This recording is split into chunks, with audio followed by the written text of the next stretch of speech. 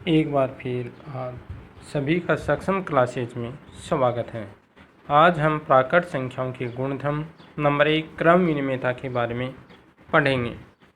क्रम विनिमेयता के नियम में हम देखते हैं कि दो प्राकृत संख्याओं के मध्य में मूलभूत संक्रिया लगाने पर तथा उन्हीं दोनों प्राकृत संख्याओं का क्रम बदलकर वही मूलभूत संक्रिया लगाने पर यदि हमें सेम प्राकृत संख्या प्राप्त होती है तो वह मूलभूत संक्रिया प्राकृत संख्याओं के लिए क्रम विनिमय नियम का पालन करती है। यानी क्रम विनिमयता के नियम में हम दो प्राकृत संख्याओं के मध्य में संक्रिया लगाते हैं तथा उनका क्रम चेंज करके फिर संक्रिया लगाते हैं। यदि उनमें समान संख्या प्राप्त होती है तो वह क्रम विनिमय गुणधर्म कहलाता है। जैसे योग संक्रिया के लिए हम जैसे दो प्राकृत संख्या ले ली 3 + 2, दोनों में योग किया तो 5 प्राप्त हुआ। क्रम बदलने पर 2 + 3 बराबर हमें 5 प्राप्त होता है। अतः हम कह सकते हैं कि प्राकृत संख्याओं के योग संक्रिया के लिए क्रम विनिमय गुणधर्म का पालन करती हैं। यानी इनमें क्रम विनिमय गुणधर्म का पालन होता है। व्यवकलन संक्रिया के लिए हम 45 में से 21 घटाए 24 प्राप्त हुई। क्रम बदलने पर 21 में से 45 घटाते हैं तो हमारे पास -24 प्राप्त होते हैं। अतः दोनों सेम प्राप्त नहीं होती है। अतः प्राकृत संख्या व्यवकलन संक्रिया के लिए क्रम विनिमय गुणधर्म का पालन नहीं करती है क्योंकि इसमें सेम संख्या प्राप्त नहीं होती है।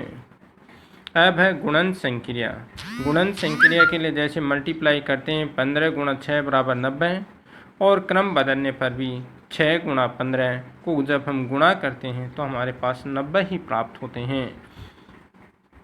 अतः हम लिख सकते हैं कि 15 × 6 = 6 × 15। अतः हम कह सकते हैं कि प्राकृत संख्याएं हैं वो गुणन संक्रिया के लिए भी क्रम विनिमय के गुणधर्म का पालन करती हैं क्योंकि जब हमने 15 × 6 और 6 × 15 किए थे तब दोनों में हमें सेम संख्या 90 प्राप्त हुई थी। अतः ये गुणधर्म का पालन करती है। अब है भाग संक्रिया के लिए 20 में हम 5 का भाग दिया 4 आई। क्रम बदलने पर 5 में हम 20 का भाग देते हैं तो हमें 0.25 प्राप्त होती हैं जो कि एक प्राकृत संख्या नहीं है। पहले भाग देते हैं तब 4 प्राप्त होता है, बाद में 0.25 प्राप्त होता है। ये दोनों संख्याएं हैं वो समान नहीं है। अतः भाग संक्रिया क्रम विनिमयता गुणधर्म का पालन नहीं करती है। अब प्राकृत संख्याओं के गुणधर्म नंबर 2 साहचर्यता के लिए साहचर्यता के गुणधर्म के लिए हमें 3 प्राकृत संख्याएं लेनी होगी। तो 3 प्राकृत संख्याएं लेते हैं तो उनमें से पहले हमें 2 प्राकृत संख्याओं के मध्य मूलभूत संक्रिया लगानी होती है।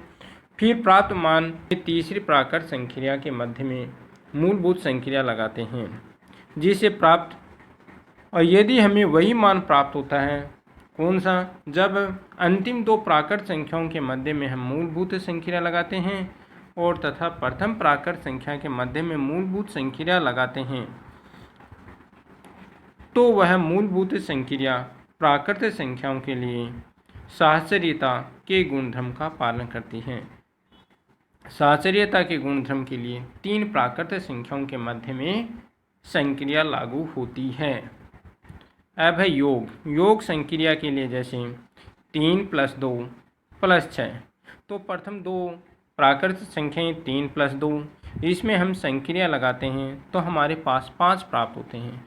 5 में हम 6 जोड़ते हैं तो हमारे पास 11 प्राप्त होते हैं। अब अंतिम 2 प्राकृत संख्याओं के मध्य भी संक्रिया लगाते हैं। जैसे अंतिम 2 प्राकृत संख्याएं 2 + 6, तो 2 + 6 के मध्य में हमने संक्रिया लगाई तो हमारे पास 8 प्राप्त हुए। अब 3 + 8 = 11। अतः हम लिख सकते हैं कि दोनों स्थितियों में हमारे पास 11 प्राप्त हुए। अतः हम कह सकते हैं कि प्राकृतिक संख्या योग संक्रिया के लिए साहचर्यता के गुणधर्म का पालन करती है। अब है व्यवकलन संक्रिया। व्यवकलन संक्रिया के लिए भी हम 45 में से 21 घटाते हैं तो 24 प्राप्त होते हैं, उसमें से 21 घटाए तो 3 प्राप्त हुए। अब पुनः 45 में से 45 माइनस 21 माइनस 20 करते हैं तो हमारे पास 44 प्राप्त होते हैं। दोनों में हमें सेम संख्या प्राप्त नहीं होती है। जब हमें सेम संख्या प्राप्त नहीं होती है तो प्राकृतिक संख्याएं हैं व्यवकलन संक्रिया के लिए शास्त्रीयता के गुणधर्म का पालन नहीं करती हैं। अब है गुणन संक्रिया। गुणन संक्रिया में जैसे 15 × 6 × 3, तो 15 को 6 से गुणा किया तो 90 प्राप्त हुए, 90 को 3 से किया तो 270 प्राप्त हो जाते हैं। अब पुनः 15 × 6 × 3 करते हैं तो 15 यानी 6 को 3 से मल्टीप्लाई किया तो 18, 18 को 15 से मल्टीप्लाई करते हुए 270 प्राप्त हो जाते हैं। हमें दोनों स्थितियों में 270 प्राप्त होते हैं। तो इसलिए हम कह सकते हैं कि प्राकृतिक संख्या होती है वो गुणन संक्रिया के लिए साहचर्यता के गुणधर्म का पालन करती है, क्योंकि हमें इन दोनों स्थितियों में सेम संख्या प्राप्त हुई है, यानी 270 और फिर भी 270, दोनों में सेम संख्या प्राप्त होने के कारण साहचर्यता के गुणधर्म का पालन करती है। अब है भाग संक्रिया। भाग संक्रिया में देखो 10 में 2 का भाग दिया 5, 5 में 5 का भाग दिया 1 प्राप्त हुआ। अब पुनः 10 भाग 2 भाग 5, 2 में 5 का भाग देते हैं तो 0.4 बार जाता है। अब 10 का भाग 0.2, 0.4 10 में हम 0.4 का भाग देते हैं तो हमारे पास 25 प्राप्त होता है। अतः अब हम कह सकते हैं कि प्राकृतिक संख्या होती हैं वो भाग संक्रिया के लिए साहचर्यता के गुणधर्म का पालन नहीं करती, क्योंकि हमें दोनों स्थितियों में अलग अलग मान प्राप्त होते हैं। जब अलग अलग मान प्राप्त होते हैं तो उन संक्रियाओं के लिए हमें वो साहचर्यता के गुणधर्म का पालन नहीं करती है।